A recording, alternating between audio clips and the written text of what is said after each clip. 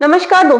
दोस्तों eastern maritime corridor मतलब Chennai Vladivostok maritime corridor India और रशिया के बीच में अपनी ऑपरेशनल स्टेजेस में दोस्तों आ चुका है। अब दोस्तों ये जो पर्टिकुलर कॉरिडोर है ये इंडिया के साउदर्न पार्ट को रशिया के फार ईस्ट रीजन से कनेक्ट कर देगा। और दोस्तों ये जो पर्टिकुलर कॉरिडोर है ये कार्गो ट्रांसशिपमेंट जो इंडिया और रशिया के बीच में होता है वो इंप्रूव हो जाए, उसका टाइमिंग कम हो जाए, इसलिए बनाया गया प्रोजेक्ट है। दोस्तों जो ईस्टर्न मैरीटाइम कॉरिडोर है वो 10,000 किलोमीटर का पूरा कॉरिडोर होगा जो कि चेन्नई और व्लादिवोस्टोक को कनेक्ट करेगा। और दोस्तों इसमें जो कार्गो ट्रांसशिपमेंट होता है इंडिया और रशिया के बीच में उसमें लगने वाला टाइमिंग 16 डेज तक कम हो जाएगा और डिस्टेंस 40% तक कम हो जाएगा, क्योंकि दोस्तों फिलहाल में इंडिया और रशिया के बीच में जो कार्गो ट्रांसशिपमेंट होता है वो होता है वेस्टर्न मैरीटाइम कॉरिडोर के थ्रू, जो कि इंडिया के मुंबई को और रशिया के सेंट पीटर्सबर्ग को कनेक्ट करता है, जो कि दोस्तों मोर देन 16,000 किलोमीटर के डिस्टेंस में ऑपरेट करता है। और दोस्तों इसमें 40 डेज कार्गो ट्रांसशिपमेंट में लगते हैं।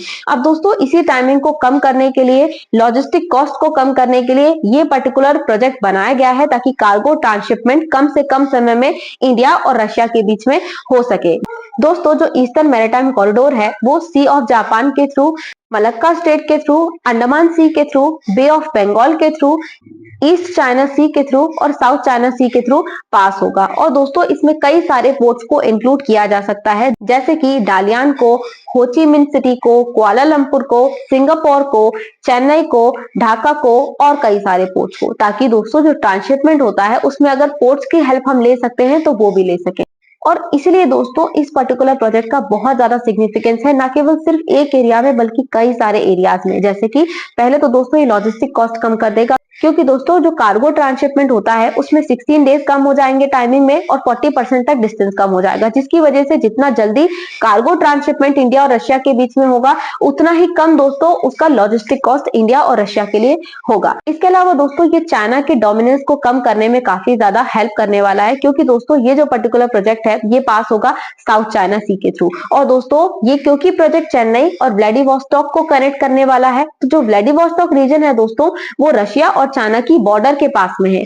और उसी की वजह से दोस्तों ये चाइना के डोमिनेंस और असर्टिवनेस को कंट्रोल करने में इंडिया की हेल्प करेगा दोस्तों। इसके अलावा दोस्तों ये इंडिया के मैरीटाइम सेक्टर और मैरीटाइम कनेक्टिविटी को इंप्रूव कर देगा, क्योंकि दोस्तों इंडिया का जो ट्रेड है वो 95% बाय वॉल्यूम और 70% बाय वैल्यू मैरीटाइम कनेक्टिविटी और मैरीटाइम सेक्टर के थ्रू ही होता है। अब ये maritime connectivity eastern maritime corridor के थ्रू बढ़ेगी तो दोस्तों ऑफ कोर्स इंडिया का जो मैरीटाइम कनेक्टिविटी और मैरीटाइम सेक्टर है वो इंप्रूव होगा, और ये पर्टिकुलर प्रोजेक्ट इंडिया का जो मैरीटाइम विजन 2030 है उसको इंप्रूव करने में इंडिया की हेल्प करेगा दोस्तों। इसके अलावा दोस्तों ये रशिया की फार ईस्ट की कनेक्टिविटी इंडिया को प्रोवाइड करेगा, और दोस्तों ये पर्टिकुलर प्रोजेक्ट इंडिया को रशिया के फार ईस्ट की वैल्यूएबल रिच रिसोर्सेस अवेलेबल कराने में हेल्प करेगा, क्योंकि दोस्तों रशिया का जो फार ईस्ट रीजन है वो रिसोर्सेस में काफी ज्यादा रिच है, जहां पर वैल्यूएबल रिसोर्सेस पाई जाती है। और दोस्तों इंडिया कई समय से रशिया के फार ईस्ट के थ्रू कनेक्ट होने की कोशिश कर रहा था ताकि